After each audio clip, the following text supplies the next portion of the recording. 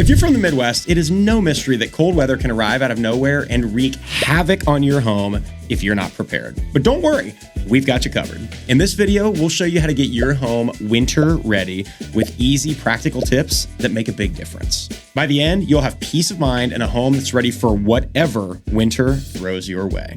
Let's get into it. I'm Danny Barron with the Barron Group, your top 1% real estate team in the greater Cincinnati area. And today we're chatting about what to do with your home in the winter around these parts. From sealing drafts to prepping your pipes, you'll learn how to prevent costly mistakes that can hit, most likely from November through March. I'm joined today by Garrett Gerard, and I can think of no one better to break down this topic for us. Garrett owns Gerard Home Inspections, Gerard HVAC, Gerard Roofing, and Gerard Radon Mitigation. So needless to say, he's an expert when it comes to homes. Without any further ado, let's talk winterizing houses. Awesome. Well, Garrett, thank you for being with us, dude. Yeah. Appreciate it. Jump right in. Number one for you on getting a house winterized here in the Cincinnati area. Well, the worst thing that I've seen happen, and I've seen this a lot because I used to work at an insurance company, is not winterizing your hose bibs. Right. So this is a standard hose bib. I love that you brought this because everybody, it's easy to say winterizing your hose bib, and people are like, "Is that the thing? Like, what does that mean?" This is perfect. Also known as a spigot. I don't know why I say hose bib. I think it's a regional thing, but this is also a spigot. But the valve is right there, which is going to be on the outside of the house, right? Okay. So this portion right here, where there's water, is very susceptible to freezing, right? So that's no good. What you want is a frost-proof hose bib, where the valve is actually on the inside of the house, right? This is the exterior wall. The valve is actually here, and it's attached by a rod to this handle outside, okay? So this is going to be inside the house where it's warm, so it can't freeze, as long as you detach your hose. If you still have this thing open and you've got your hose attached, there's going to be a column of water in there, and this thing will freeze. So it is so important to detach your hose first.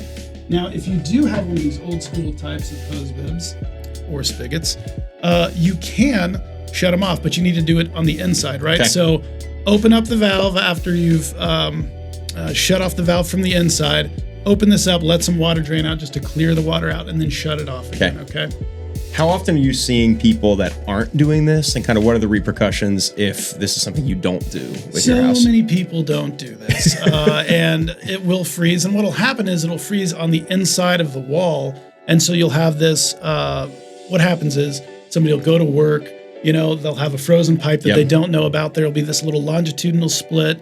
When they come back home, it will have warmed up during the day and thawed, and then you'll have a wall, an interior wall, just completely soaked and full of water that's leaking out into the basement. It's a huge mess. So insurance does cover this kind of thing, but it's still a giant pain in the Better just to avoid. Right, yeah.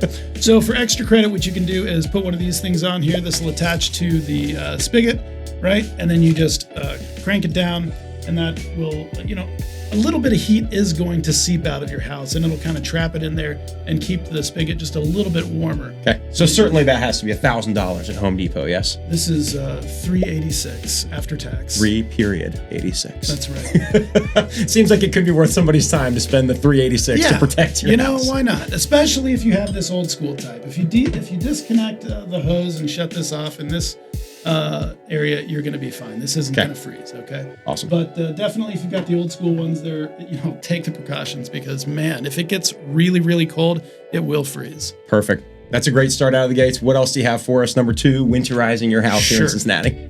Well, definitely, you always hear people say, you know, it's time to change the furnace filter. But let me tell you why. So,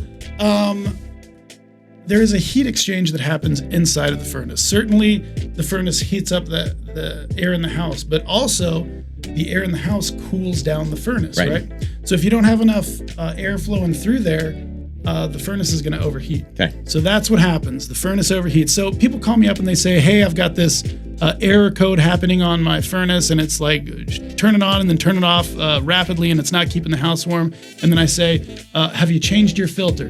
And then they tell me, what's the filter? And I know that so that's you've heard probably this a time or two. Yeah. So we usually diagnose those over the phone. So there's a couple of different kind of filters. I brought a couple in today. These cheap ones, right, aren't necessarily bad. They're cheap, but if you're having a problem with airflow, if you need more airflow through your furnace to keep it from overheating, these are actually kind of useful for that. You got to change them a little bit more often, you know, probably once a month or two. to keep these from clogging up, but they definitely have a purpose. Sure. And then these pleated ones that take out all sorts of pet dander and whatever, they're great, but they're also really restrictive, you know? So if you don't have enough filter area, like this is a pretty small filter, and if you have this attached to a big furnace, it might create a restriction that will make it more susceptible to overheating, right? Are you thinking that like a specific furnace then is going to have a recommended one of those? Is that you get to make the choice at the store? How does that work? Well, if you are not allergic to, dust or pets or anything like that, and you just want air to flow as good as possible, like the cheap ones are great. That'll keep all the big stuff out of your furnace. Cool. If you've got any sort of allergies or asthma or anything, diseases of inflammation in your house, it's worth, putting that kind of filter in there. Cool. For sure. So we've got hose spigot, we've got the furnace filters. What else you got for us? Well, the second floor in temperature extremes, whether it's the winter or the summer, the second floor can be really hot or cold, depending on the season. Which we see in, obviously, people are going to have this on their own home, but we show a lot of houses, and when we walk upstairs, sometimes you can feel, depending on summer or winter, a 10 or 20 degree temperature shift when you rise up those stairs. There's an easy way to fix that, usually, that people just don't think about. On your thermostat, there'll be a fan setting. It'll be, on or auto. Everybody leaves it on auto because that feels like the right thing. I'll just let the furnace decide. But in temperature extremes in the winter and the summer, you just want to turn it to on, because the thermostat doesn't know what the temperature is upstairs. It just knows the temperature where it is. So if it's satisfied, it'll shut off. So if you need to pump more air upstairs, just turn it to on, and it'll circulate that air. Interesting. Right? So you'll have a smaller temperature differential between the floors. Cool. Here's a very simple question for you that people probably don't know the answer to. Is the thermostat the one that is almost like a human being, where you're in a specific spot, you say, wow, it's really hot right here. Is the thermostat reading the temperature in the house from where it is located? Is that what you just said? Yeah. So if you have a thermostat that's on an exterior wall for some reason, or near a door or whatever, or any kind of drafty place, or even close to a vent, that can really affect the readings on the thermostat. In a commercial building, we installed a furnace recently where the vent was blowing right down on the thermostat, and we couldn't keep this customer happy. And I'm like, man, we just got to move this vent or shut it off. That's the problem. Interesting. Yeah. Okay, cool. Let's keep rolling. These are great. What else you got for us? So another thing you want to do is change your smoke alarms. This is the time of year to do it. You want to have one that's both a smoke and a carbon monoxide, at least one carbon monoxide in your house. You don't have to have two separate alarms. There are combination ones now, okay? Carbon monoxide levels rise in the wintertime because, that's when the furnace is on. So this is when you want to make sure that your smoke alarms are up to date. Cool. Yeah. Hey, thanks for watching so far. If you have not yet, please do us a favor and like this video, and make sure to hit that subscribe button below. That's going to make sure our content keeps reaching the right people here locally. And if you're ever looking to buy or sell a home in the Cincinnati area, we would love to be your real estate team of choice. Now, let's get back to making sure your home doesn't implode when it's cold outside. All right, perfect. Let's keep rolling. What is this? What is this? Danny, you should know. Just kidding. This is a capacitor. So this is the main reason that a heat pump or an air conditioner will go out on you. Okay, so if you have electronic heat, this is the main thing that'll kill it. And you can tell that it's bad because it's kind of domed on the top. Out of the factory, they're flat. If the oils inside of this thing start boiling because of a short, it'll kind of arc on you like that, and that'll tell you that there's an issue inside of this thing. You got to replace it. Typically, people charge $600 or so. That seems to be the going rate. We do it for $185. Just throwing that out there. Awesome. And with that, are you saying maybe you could have an entire furnace that's not working well, and it could be something apart just like this? Yeah, the outdoor condenser will stop working on you, which is the heat pump, and you'll just have the electronic backup on the inside. So a heat pump is an air conditioner that has a reversing valve in it. So with an air conditioner, usually you've got cold coils on the inside cooling down your house, and hot coils on the outside with that fan blowing on it, taking the heat energy out of the house, right? With a heat pump, it's opposite. So you've got hot coils on the inside and cold coils on the outside. The deal is those coils on the outside can only get so cold and work efficiently, right? That's right. So down to about 20 or 30 degrees, or if you've got a really nice inverting one, down to 0, it'll just get inefficient, and you need some kind of backup on the inside. Okay. So that's what the furnace is. It's just an electronic backup on the inside. Cool. But it uses twice the kilowatt hours per BTU to heat the home using resistance heaters rather than compressive heat. Break that down in normal people language for me. Okay, so basically the compressor is going to use half the energy making heat that the indoor heat strips will. That sounds like a win. Yeah. So you want the compressor to work as long as it can, and this is the typical problem. Cool. Sometimes it'll go out and people will be like, whatever, I got heat, but you're burning a lot of energy. Yeah. So it's worth replacing. Okay, so a couple of things to just remember to do this time of year. Clean your gutters so that you don't get ice building up on the inside and get ice dams that can damage the inside walls. Also, some things you want to buy before you need them is a shovel.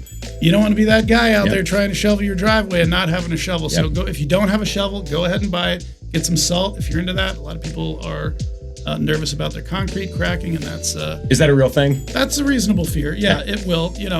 But a lot of renters don't care. So if you're renting, maybe just get the salt. Maybe this is different advice for homeowners versus renters. Sure. And the other thing is space heaters. Space heaters are pretty inexpensive. This one was $20, and when somebody doesn't have heat and we're replacing their furnace, we'll put like 5 of these in their house, and you'd be surprised at how these little guys. Cool. Size actually doesn't matter with space heaters. There's only so much juice that you can pull out of a 15 amp outlet, and that's 15 amps. That's funny. I would totally think in like a 2,500 square foot house that this would be totally useless. That's what people think, and then we put them in there, and people are like, "Oh yeah, we were actually warm the whole time." That's crazy.